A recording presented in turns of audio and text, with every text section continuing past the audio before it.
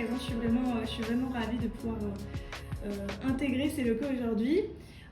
Donc on est en présence de Christopher Pierre. C'est ça. Voilà. Est-ce que tu peux te présenter un petit peu, s'il te plaît? Je m'appelle Christopher Pierre, je travaille chez RTBF XP depuis maintenant 6 ans. J'étais un des premiers à avoir travaillé dans le compte de... Alors en ce moment-là, c'était Tarmac Gaming, donc il y a déjà 6 ans. On est arrivé avec une petite équipe de 3 et on a bien grandi depuis, puisque maintenant on a une trentaine qui travaillons avec des externes et des animateurs et des choses comme ça, mais on est vraiment un bon paquet de gens à travailler autour de RTBF XP et du coup du jeu vidéo en Belgique, quoi. La RTBF, c'est quand même un gros média public en Belgique. Si on peut un petit peu détailler les activités que vous faites ou que vous avez faites jusque-là pour RTBF XP, plus précisément sur l'e-sport. Chez XP, on a plusieurs pôles, donc on a vraiment 3 pôles distincts. Donc on a le pôle jeux vidéo, on a le pôle e-sport et on a le pôle un peu, on appelle ça culture 2.0, un peu culture geek.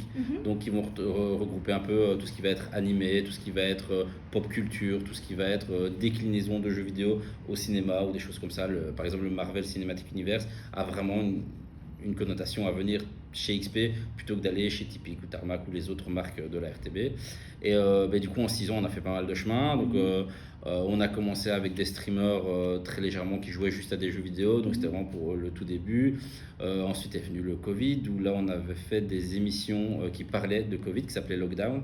Et donc, des émissions un peu plus et d'infos et de divertissement qui permettaient de se renseigner sur ce qui se passait vraiment, sur ce qu'était le Covid, les différentes choses à savoir. Parce que c'était des moments où, toutes les 2 semaines, il y avait des nouvelles choses qui arrivaient. Donc, du coup, il fallait un peu pouvoir donner l'info aux jeunes, et à ce moment-là, les jeunes étaient chez eux à regarder les réseaux sociaux. Donc c'était un peu ce qu'on a fait sur Twitch. Puis on a lancé aussi une chaîne, alors c'est pas vraiment dans l'ordre chronologique, mais on a eu aussi une chaîne YouTube qui a commencé à parler au tout début. On a lancé Shinjusu, qui était une capsule qui parlait des cultures asiatiques. Je mets au pluriel parce que ça parlait autant de Chine que de Japon, que de Cambodge, que de Vietnam. Et donc, il y avait un peu tout ce qui se passait au niveau toujours très culture 2.0 là-bas. On a eu aussi une émission YouTube qui est arrivée qui s'appelle toujours On n'est pas des Yankees, qui est une émission sur le hardware, donc qui est vraiment sur la tech pure et dure. Donc là, c'est vraiment on mange des cartes graphiques et on explique comment ça fonctionne. On a aussi Simon Pouèche qui est venu, donc un animateur français, streamer animateur français, qui est venu faire Dernière Game chez nous, donc qui prend des histoires autour du jeu vidéo et qui va vraiment beaucoup plus en profondeur sur les différentes belles histoires qu'il y a eu autour du jeu vidéo. Alors belles ou moins belles, ça dépend de l'histoire, mais qui raconte en tout cas des histoires dessus. Sur Twitch, on a continué à avoir toujours des streamers à demeure qui streamaient sur des jeux vidéo, mais en même temps, on a fait beaucoup de choses différentes. On a fait des émissions, des tournois e-sport dans des cinémas, où du coup la finale était retranscrite sur l'écran géant, et il y avait des consoles sur tous les d'autres sièges pour que les gens puissent jouer à des tournois dans la salle de cinéma. On a fait des tournois ici dans les studios, où on avait fait des tournois à la sortie de Dragon Ball Z Fighter, où on avait 500 personnes qui étaient ici avec un public de fou. C'était vraiment génial. Des tournois Smash. Une fois que le Covid est arrivé, le cinéma, tout ça, ça a été décliné. On a voulu le faire en ligne, et donc c'est devenu les Tarmac. Ça s'appelait Tarmac Ciné Session.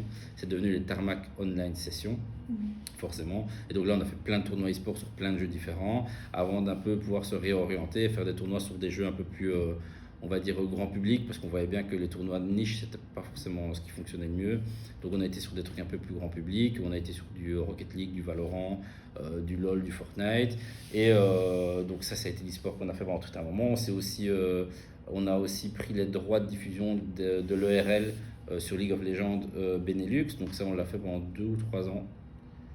On l'a fait pendant quelques années en tout cas. On n'a plus fait cette année-ci, malheureusement. Voilà, on a fait vraiment pas mal de choses en e-sport. On essaye de se greffer un peu à tout ce qui se fait en e-sport en Belgique. Donc que ce soit en prenant des droits de diffusion, que ce soit en aidant au niveau de droits médiatiques. On a diffusé le tournoi Rainbow Six de la dernière grosse LAN qu'il y avait en Belgique, la Louvar Game. Ça, on a fait 2 ou 3 fois avec, du coup, on a diffusé la compétition Rainbow Six avec 6-4. Et une fois que cette LAN a été annulée, on a continué, vu qu'on avait une belle communauté sur Rainbow Six et que le lien passait bien avec 6-4, on a continué à faire des tournois sur Rainbow Six. Et là, c'est les tournois qu'on fait vraiment, qui nous appartiennent, qui s'appellent les XP Belgian Masters, sur Rainbow Six, du coup, qui a eu lieu ici en juin de cette année-ci. Donc ça, c'est un peu notre dernier gros fait d'armes au niveau de l'e-sport. Mais c'est vrai que l'e-sport en Belgique est très compliqué pour nous parce que déjà, il n'y a pas grand-chose. Donc, c'est difficile de se coller. Il n'y a plus de LAN, il n'y a plus de vrais événements e-sportifs en Belgique, en tout cas. Donc, on essaie un peu de se coller à tous les acteurs d'e-sport. Donc, par exemple, on a été à Lyon pour les Worlds de Rocket League parce qu'il y avait un Belge qui était Atto, qui a streamé chez nous et avec qui on s'entend très bien, qui a participé à nos événements caritatifs. Enfin, c'est vraiment quelqu'un de très chouette.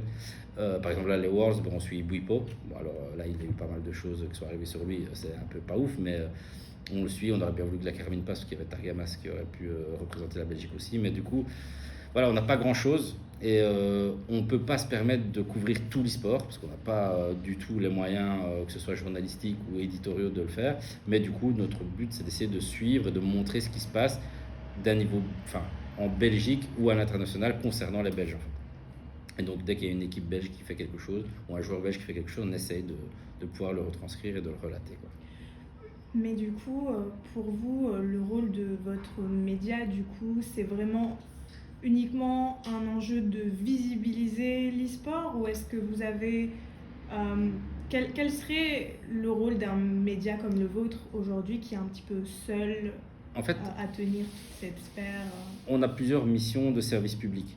Donc les deux plus grosses missions, c'est informer et éduquer. Alors ça fait très pompeux quand je dis ça, mais en fait c'est surtout l'éducation aux médias. Et donc c'est expliquer qu'est-ce qu'il peut y avoir derrière une compétition e-sportive. C'est-à-dire que quand on fait la dernière compétition e-sport qu'on a fait, on a fait plein de capsules montrant un peu les différents métiers de l'e-sport. Donc que ce soit un casteur, un analyste, un observateur, un joueur, un coach. Et on essaye d'expliquer un peu ce que tous ces gens font derrière une compétition e-sport. Une compétition e-sport, c'est pas juste des gens qui se mettent derrière un PC et qui jouent. Mais dans l'esprit de beaucoup de gens, ils ne voient pas forcément ce qu'il y a derrière l'organisation d'un tel tournoi. Il y a des demandes d'accréditation, il y a des demandes de licence, il y a de la négociation avec des éditeurs pour savoir est-ce qu'on peut faire ça, qu'est-ce qu'on ne peut pas faire. Et donc voilà, il y a beaucoup de choses qu'on essaye vraiment de pouvoir expliciter. Et le fait de faire nous-mêmes des tournois, ça nous permet aussi de permettre à des gens de pouvoir mettre la main dans le cambouis directement. Il n'y a pas de meilleur... Il n'y a pas de meilleur apprentissage que le fait de faire les choses. Et donc, ça nous permet d'avoir des gens qui se mettent au cast, qui n'ont jamais casté, qui se mettent à l'admin, qui n'ont jamais fait d'admin de tournoi. Et donc, voilà, ça nous permet de vraiment mettre les gens devant la responsabilité, leur montrer, voilà, ça, c'est de l'e-sport qu'on peut faire, quoi. Maintenant, c'est vrai qu'informer, c'est comme je le disais, on a envie aussi d'informer sur ce qui se passe, un peu comme un édito sportif, donc de dire tel Belge a été champion, l'équipe nationale belge de hockey a fait ça, mais nous on a le même au niveau e-sport, telle équipe belge a fait ce résultat-là, tel joueur belge a été mis en valeur sur telle compétition, et donc voilà, c'est vraiment les deux plus grosses missions qu'on a et qu'on essaie de pouvoir ressortir le plus possible. Maintenant, malheureusement, des Belges qui font des grosses performances en e-sport, il y en a très peu. Des événements e-sport en Belgique, il y en a malheureusement très peu aussi. Il y a vraiment des petits groupuscules un peu partout en Belgique qui essayent de se bouger. Et franchement, il y en a, ils sont motivés, ils font des trucs de fou. Mais on sait qu'il n'y a pas d'argent, on sait qu'il n'y a pas de financement, on sait qu'il n'y a pas de sponsors, on sait qu'il y a très peu de visibilité. Et donc ça, mis bout à bout, à la fin, c'est toujours un peu la même recette. C'est des gars ultra motivés qui se donnent à fond, qui font ça pendant 6 mois, 1 an et demi, 2 ans. Et puis à un moment, ils se disent, bon, là, je mets 40 heures semaine dans un projet, je gagne pas un franc, ça devient compliqué, machin. Et donc souvent, il y a des projets qui capotent un peu comme ça en cours de route. Maintenant, ça permet aussi d'apprendre énormément de compétences. Quand on travaille dans l'e-sport ou dans le milieu du streaming ou dans le milieu des réseaux sociaux, on apprend énormément de choses. On apprend de l'écriture, on apprend du community management, on apprend du graphisme, du montage, on apprend de la gestion de projet. On apprend vraiment énormément de choses. Et je pense que ça, c'est vraiment le gros point fort d'un tel projet, c'est que tous les gens qui sont chez nous, chez XP, ils sont tous multicasquettes. Alors, personne n'est pro dans un seul domaine, mais tout le monde peut vraiment toucher à tout. C'est-à-dire que moi, par exemple, je suis responsable de projet, mais s'il faut faire un cadre, je peux faire un cadre. S'il faut faire un peu de montage, je peux faire un peu de montage.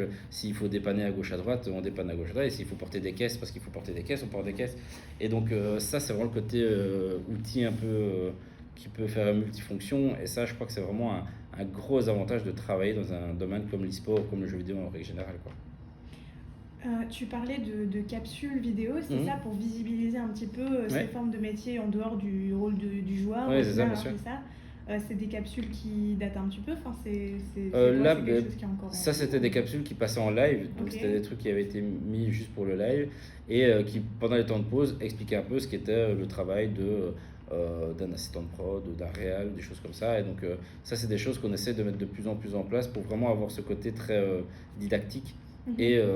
en même temps, c'est des moments de pause dans le jeu, donc on n'empêche pas le spectacle, entre guillemets, Ouais. mais ça permet vraiment d'expliquer aussi un peu aux gens ce qui se passe derrière. Et donc, ça, c'est notre boulot à nous de souvent essayer de montrer un peu. Alors, on fait pas des coulisses ou des choses comme ça, mais de toujours montrer quand on a des events, on a toujours des plans sur la régie. On a toujours des moments où on Mhm. montre un peu ce que les gens font parce que la régie fait partie du travail et on pense que c'est important de pouvoir montrer aussi qu'il y a beaucoup de gens qui travaillent derrière une émission. Quand on voyait deux personnes au plateau ou deux casteurs et des gens qui jouent, il y a souvent trois ou quatre fois plus de gens qui sont derrière en train de courir partout pour gérer les flux, gérer les props et gérer tout ce qu'il y a à faire, quoi. J'ai vu qu'il y avait de plus en plus au final de formations aujourd'hui dans le monde de l'e-sport, du jeu vidéo, etc. C'est vrai que j'ai pas forcément une visu sur les formations qu'on propose, mais est-ce que tu sens que les personnes qui travaillent dans ce milieu-là ont une forme de formation, sont préparées à ce genre de milieu ou au contraire c'est quelque chose qui se développe finalement directement en pratique? Est-ce que il y a des Je, petits conseils? Je sais alors, pas. je vais pas trop parler parce que j'ai pas, Mhm. je sais pas qui forme, je connais pas les formateurs, je connais Ouais. pas les profs. Je pense que c'est une réponse à une demande. Mhm. Donc, à un moment, il y a beaucoup de jeunes qui veulent travailler, il y a beaucoup de jeunes qui veulent travailler dans le Mhm. jeu vidéo, qui veulent travailler dans l'e-sport. Et donc, forcément, les écoles, elles offrent ce que les gens demandent. Après, je trouve toujours ça un peu délicat de dire à des jeunes, venez faire un bachelier en e-sport, comme il y a eu en France, ou un bachelier en jeu vidéo, quand il y a 4 places en Belgique pour pouvoir travailler dans l'e-sport, quoi. Oui, l'offre et la. Enfin, Je veux dire, je c'est pense pas qu'il y a un vraiment. côté où le problème c'est que je connais pas le contenu de ces formations et je connais pas la qualité des Mhm. formateurs. Il y a des écoles comme Albert Jacquard à Namur, je sais qu'ils travaillent très bien et qui sortent de très bons développeurs de jeux vidéo et qui sont très qualitatifs. Mais il y a toujours un peu ces petites formations en un an sur l'e-sport ou sur machin où je me dis, mais tu sors de là avec quoi, quel est ton objectif, où est-ce que tu peux aller? Là, quelqu'un qui sortirait maintenant avec, je sais rien, un bachelier en e-sport, il va où? Il n'y a pas de boulot en e-sport en Belgique en tout cas. Alors oui, il va peut-être pouvoir aller en France, mais c'est bouché de chez bouché. Il y a 1000 personnes pour une place. Il faut de la chance, il faut des réseaux, il faut des contacts. Donc c'est ça un peu où ma crainte, c'est que je me dis, ils sortent où? Et l'avenir de l'e-sport en Belgique n'est pas forcément plus radieux. Je pense que l'après-Covid, il y a eu un gros boom où il y a eu pas mal d'argent qui a été dépensé. Il y a pas mal de gens qui ont voulu investir dedans. Là, on est vraiment après ce boom-là. Et là, en Belgique, le terreau, il est sec, quoi. Il n'y a plus rien. Il n'y a plus de marques qui veulent investir. Il y a plus d'équipes. E-sport, il reste Zen IT, qui est encore une équipe qui arrive encore à performer un peu au niveau international. Mais sinon, quand on demande à n'importe qui, citez-moi 3 équipes e-sport en Belgique, ça devient compliqué, hein. Nous, on travaille avec eux et même nous, c'est déjà difficile. Il y a la Watt qui essaie de faire encore des choses un peu à gauche à droite, mais ça reste des petites équipes qui n'ont pas forcément de financement, avec énormément de bénévoles, énormément de gens qui se donnent à fond, comme je disais tout à l'heure, des gens ultra motivés qui se donnent. Mhm. Mais à un moment, cette motivation, si elle n'est pas rémunérée, les gens, ils ont des familles à Mhm. nourrir, ils ont des choses à faire avec. Donc voilà, moi, ça me fait toujours un peu peur. Ça, Mhm. Mhm. c'est court. J'ai déjà été très virulent sur certaines formations où vraiment on sent que c'est une formation. Ah oui, on fait des formations en 3 ans sur l'e-sport. Enfin, je veux dire, tu sors de là, tu fais quoi? C'est quoi ta formation? Il n'y a personne de connu dans les formes. Mhm. Enfin, il y a vraiment eu des trucs très en mode Mhm. scam qui coûtaient très cher. Maintenant, il y en a d'autres. Nico Bezombe en France fait énormément de choses. Mhm. Il a sorti beaucoup d'études sur l'e-sport et tout ça, mais c'est Je le aussi connais toujours très bien. compliqué. Voilà, et on a déjà parlé quelques fois, et c'est quelqu'un qui, je pense, travaille très bien. Mais encore une fois, des gars comme lui, qu'est-ce qu'ils font dans l'e-sport? Ils l'étudient, ils le théorisent très bien, mais ils ne travaillent pas forcément dans l'e-sport non plus. Donc, même des gens comme lui qui ont une connaissance ultra pointue de l'e-sport, mais ils ne travaillent pas forcément dans l'e-sport. Et donc, comment est-ce qu'on arrive à travailler dans l'e-sport? C'est très très compliqué. Et en Belgique, je pense honnêtement qu'il y a 5 personnes qui travaillent enfin, qui sont rémunérées avec de l'e-sport à temps plein en Belgique. Est-ce que tu penses que ce manque de financement, que ce manque d'engouement peut-être, c'est aussi lié à l'image qu'on a du jeu vidéo qui est peut-être pas encore hyper sérieuse ou encore on entendait encore des faits divers sur le jeu vidéo est violent, le jeu vidéo n'apporte pas un métier. Est-ce que vous, en tant que média, vous voulez aussi véhiculer une idée inverse?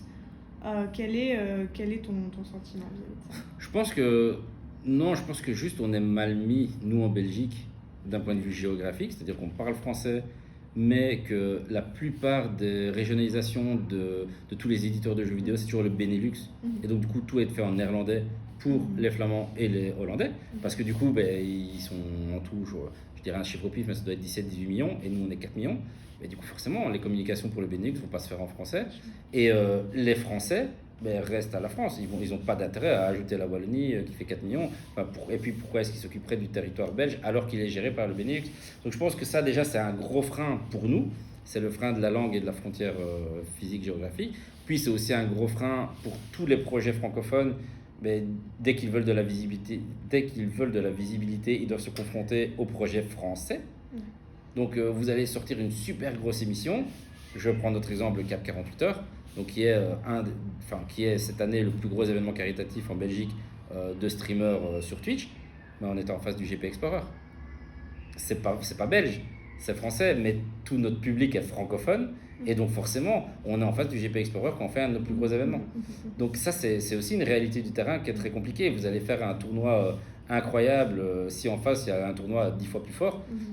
Les stars vont aller au tournoi plus fort, vous n'aurez pas de stars, vous n'aurez pas de visibilité, les gros casteurs ils vont à l'autre tournoi. Et ça, c'est un gros problème de notre région, de notre langue et tout ça. Et puis, à un moment, il faut aussi mettre les choses au clair. Il n'y a pas d'argent en Belgique pour ça. Qui a... Enfin, vous êtes dedans aussi, mais vous savez combien peut coûter un événement e-sport. N'importe quel demi-événement coûte des milliers d'euros, voire des dizaines de milliers d'euros. Et on parle vraiment de la base de la base. Juste, vous mettez un cash prize, vous payez les casteurs, vous payez les admins, vous payez les réalisateurs. On est déjà à plusieurs milliers d'euros. Qui va mettre ça? Pour quelle visibilité? Pour une chaîne Twitch qui va faire 50, 60 viewers, c'est déjà vraiment pas mal. Qui va faire 200, 300, là c'est vraiment énorme, mais ça reste 200 viewers. Vous mettez ce budget de 20 000, 30 000 euros pour 4 stories chez Domingo ou chez Mister MV, vous faites 10 fois plus de reach. Donc pourquoi les marques viendraient investir? Les marques ne viendraient pas investir. Au niveau politique, on est aussi très très loin. Je veux dire, la France a France e-sport, ils ont des choses qui représentent. Alors, on en parle en bien ou en mal, mais au moins ils ont des gens qui travaillent dessus. Il y a des gens qui peuvent faire des liens entre la politique au sens très général et l'e-sport. Chez nous, on n'a rien. On n'a rien du tout. On n'a personne qui peut en parler. Il n'y a pas de dotation, il n'y a pas de bourse, il n'y a rien. Il n'y a rien du tout. Et ça, c'est une des grosses problématiques, c'est que vu qu'il n'y a pas d'argent, que ce soit dans le privé ou dans le public, qui paye de temps en temps un petit mécène, quelqu'un qui a envie d'investir, mais son investissement, il est vite perdu. Vous avez mis 20 000 pour un événement qui a fait en tout 10 000 viewers uniques. C'est compliqué, hein. Est-ce que ça ne vaut pas mieux de faire une pub à la télé ou de mettre un affichage sur une autoroute ou... Enfin, c'est un peu ça la problématique, quoi. C'est surtout qu'il n'y a pas d'argent. Il y en a beaucoup plus en France. Et surtout maintenant en France, ce qui se passe dans l'e-sport, c'est que l'e-sport classique a changé. C'est-à-dire que maintenant, vous avez des équipes qui sont tirées par des stars. Quelles sont les équipes françaises qui fonctionnent? Gentlemates avec Squeezie, Gotaga, Brooks. Vous avez Carmine Corp avec Kameto. Vous avez Vitality, c'était Gotaga. Et maintenant, il y a beaucoup de stars dedans encore. Il n'y a plus d'équipes qui sortent juste avec une bonne équipe. Il y a toujours quelqu'un pour tirer. Même les JL, c'est JL Tommy qui est devant. Et donc, ça devient compliqué. On n'a pas quel visage en Belgique? Enfin, c'est la question que je pose tout le temps. Mais quel est le plus gros influenceur belge que vous connaissez? Voilà, et on n'a pas un Zerator qui pourrait dire, même Zerator dit lui-même que c'est compliqué d'avoir une équipe e-sport. Zerator qui fait des Z-Events, qui fait des Z-LAN, et même lui dit que l'équipe mandatory ça lui coûte très cher. Qui va le faire chez nous? C'est extrêmement compliqué. Donc il n'y a pas de mécène, il n'y a pas de figure pour tirer le bateau vers l'avant. Politiquement ou dans le privé, il y a très peu de gens qui peuvent assumer des travaux sur l'e-sport. On est un peu bloqué, hein, en vrai, on est un peu bloqué. Et dès qu'on a un bon joueur, je prends le cas d'Ato parce que je le connais bien, à 14 ans, il était pris. On peut faire les compètes qu'à 16 ans, et je crois qu'à 14 ans et demi ou 15 ans, il y a déjà la Team Liquid qui vient en disant écoute, tu viens chez nous, pendant un an tu joues pas, mais on te paye et on te garde chez nous. son frère qui avait voulu faire une équipe pour pouvoir faire les RLCS, tout ça, il dit c'est mon petit frère, Team Liquid l'appelle, vas-y quoi, saute dedans quoi. Et donc voilà, c'est un peu complexe. Je crois que c'est un peu complexe et je vois pas dans quelle mesure l'avenir de l'e-sport belge sera plus radieux que ce qu'il est maintenant en fait. Ou alors quelqu'un arrive et il dit voilà, moi j'ai 10 millions et j'ai investi dans l'e-sport belge, même 10 millions, je vois pas ce qu'il en fait quoi. Un événement comme une ZLAN, ça doit coûter 1 million, je pense même peut-être un peu plus, donc c'est compliqué. On a quand même mentionné la CAP 48 parce que je Oui, voulais quand même revenir sur une note positive. Ah bah oui, quand on parle de l'e-sport, c'est plus compliqué d'être positif. Mais... du coup, il y a eu donc, la CAP 48 le 3, 4 et 5 octobre dernier, à Liège. Donc vous faites ça tous les ans. C'est ça, c'était la quatrième édition. Bon, nous en France on connaît le Z-Event, on connaît le Speedon. Est-ce qu'on peut peut-être parler de cet événement-ci Oui, bien sûr. Du coup, c'est un événement caritatif reprenant des streamers qui streament pendant tout un week-end, un marathon caritatif. Donc on n'a pas réinventé la roue, c'est exactement ce que peut faire un Z-Event par exemple, mais un peu à la sauce belge.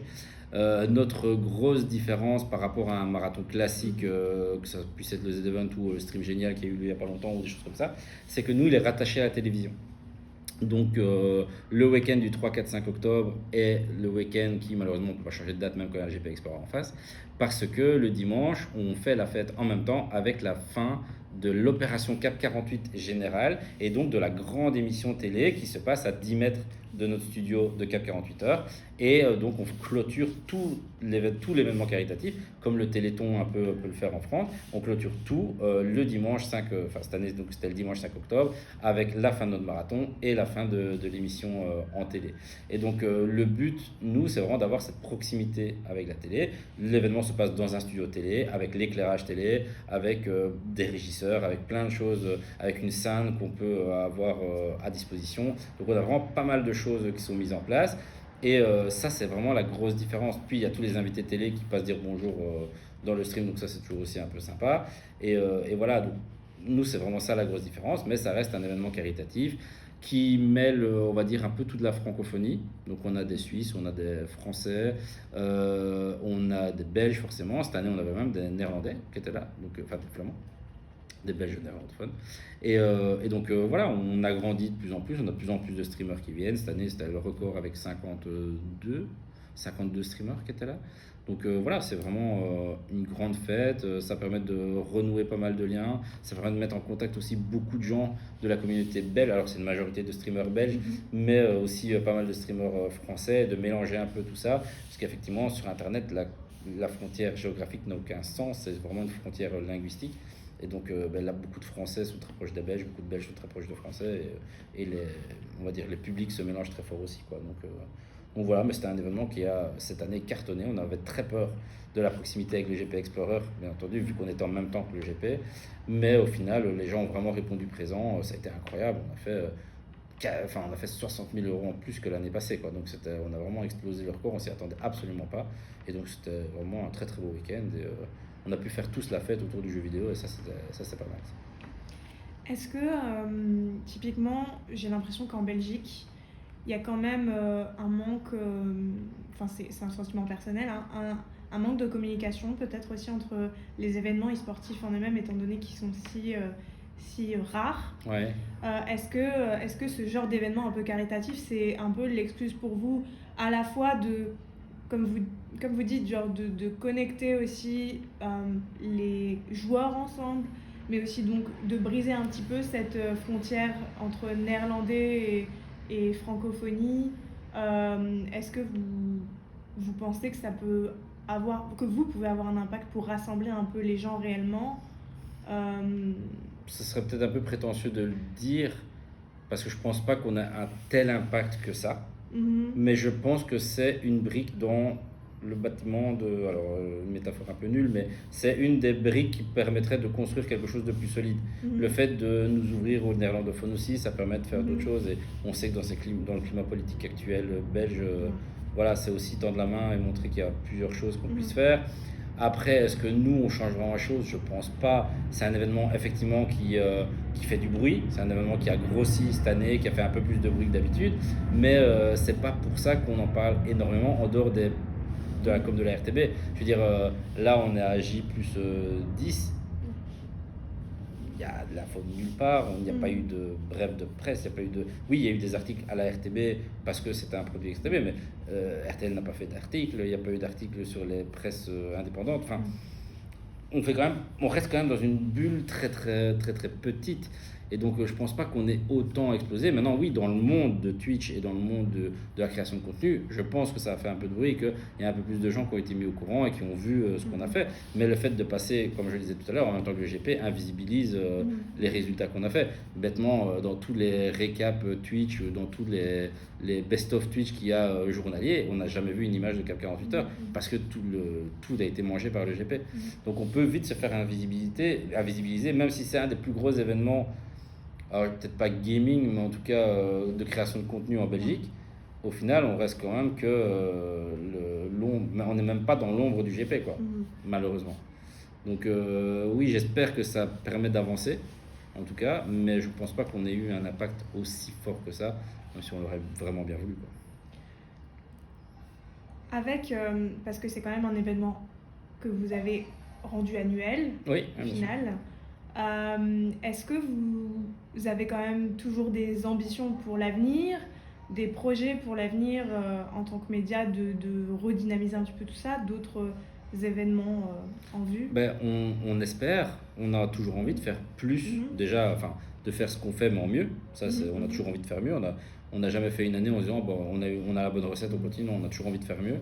Parce qu'on est une équipe de gros tarés aussi, il faut rester honnête, qui aimons bien se mettre en difficulté, qui aimons bien se dire, ouais, ben écoute, l'année passée ça c'était bien, mais on peut faire mieux, vas-y, on fait ça. Et du coup, on lance un truc tout nouveau.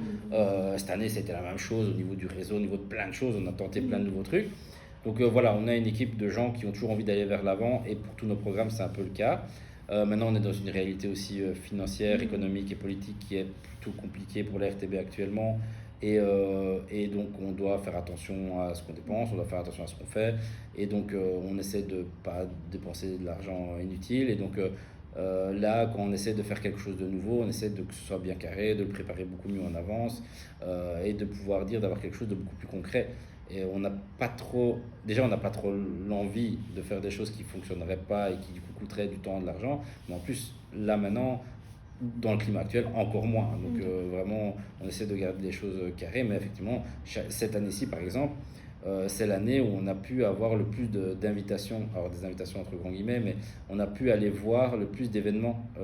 Par exemple, à Lyon, on a été invité par Rocket League pour aller voir Lyon. On a diffusé de l'e-sport sur Rovio, ce qui est quand même incroyable. Donc, c'est-à-dire que l'invitation qu'on a eue à Lyon, c'est parce qu'on a les droits de diffusion des Worlds de Lyon sur sur Rovio, sur le player de la télé. Donc ça, c'est vraiment des nouveautés assez ouf. Cette année, alors je ne connais pas les chiffres exacts, mais on a diffusé plusieurs centaines d'heures d'e-sport sur Rovio. Alors, c'est très niche, encore une fois, et il y a pas des vues exceptionnelles, mais il y a pas mal de vues. On a dépassé de temps en temps le JT. Donc ça veut dire il y a pas mal de gens qui ont regardé quand même sur Rovio l'e-sport qu'on proposait. Donc mine de rien, il y a 2 ans, il n'y avait pas du tout ça. Donc là, on est en train d'augmenter pas mal la visibilité de l'e-sport. Petit à petit, on sait. Et pourquoi pas une fois passé à la télé? C'est ce que j'allais dire, voilà, c'était ma prochaine question. Est-ce que c'est un projet? Oui et non. Il faut se rendre compte que c'est compliqué. L'âge moyen des gens qui regardent la télé est assez haut. Et je pense que s'il y a un jeu qui pourrait le faire, c'est Rocket League. Mais qui est un jeu très nerveux, avec des casteurs qui sont très enjoués, et qui crient beaucoup. Et donc, c'est quelque chose qui n'ont peut-être pas l'habitude de voir. Mais je pense que si un jour on devait faire un test, il se pourrait qu'un jour en soirée ou en nuit, il y ait un Rocket League qui passe sur Typique, par exemple.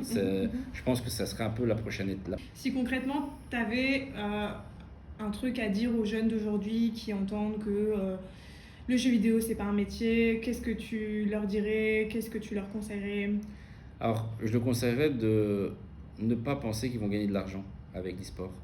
Je pense que tu peux gagner de l'argent quand tu as été très passionné par ce projet, mais tu ne gagneras pas d'argent si tu le fais pour l'argent. En fait, si tout de suite tu te dis je vais être rentable, je vais gagner de l'argent, je vais gagner du cash prize, en fait, c'est pas rentable. Ce sera jamais rentable. Si t'es pas passionné par ça, tu vas passer trop d'heures dessus, tu vas passer trop d'heures à t'entraîner, trop d'heures à avoir des galères, à te tromper, et en fait, ça sera jamais rentable. Donc, si à un moment tu veux y travailler, ben, il faut y travailler bénévolement pendant longtemps, en espérant avoir une des très peu nombreuses places qui se libèrent. Et donc, c'est pour ça que je ne vais jamais trop donner de faux espoirs. Il y a très peu de place. Il y a très peu de gens qui gagnent leur vie ou même qui gagnent de l'argent dans l'e-sport en Belgique. Et quand tu gagnes un cash prize de 50 euros, au final, tu as fait 50 heures de tournoi avant. Enfin, c'est pas rentable. Tu as gagné 50 euros, tu as peut-être dépensé une manette parce qu'elle a pété sur le truc et donc tu n'as pas gagné 50 euros. Donc, Dernière question, juste l'associatif, du coup, participer à des collectifs, des associations dans le monde du sport, ça aiderait du coup je pense il faudrait qu'il y en ait un peu plus des ASBL, des associations culturelles qui se lancent et qui prennent un peu le jeu vidéo et l'e-sport, parce que les deux vont aller ensemble de toute façon, mais qui prennent un peu ce chose-là, qui prennent un peu l'e-sport et le jeu vidéo à bras le corps et se dire ok, il y a beaucoup de gens qui y jouent, il n'y a même pas que des jeunes, il y a des moins jeunes, il y a même des vieux qui jouent, alors des vieux entre guillemets, parce que je fais partie des vieux sinon, mais voilà, des personnes plus âgées qui jouent, et donc à ce moment-là, il faut juste y aller, quoi. Il faut se dire, ok, on y va dans l'associatif, et je pense qu'il y a moyen de faire quelque chose, mais ça passera par beaucoup de bénévolat, beaucoup de motivation, beaucoup de passion, et pas beaucoup d'argent, malheureusement.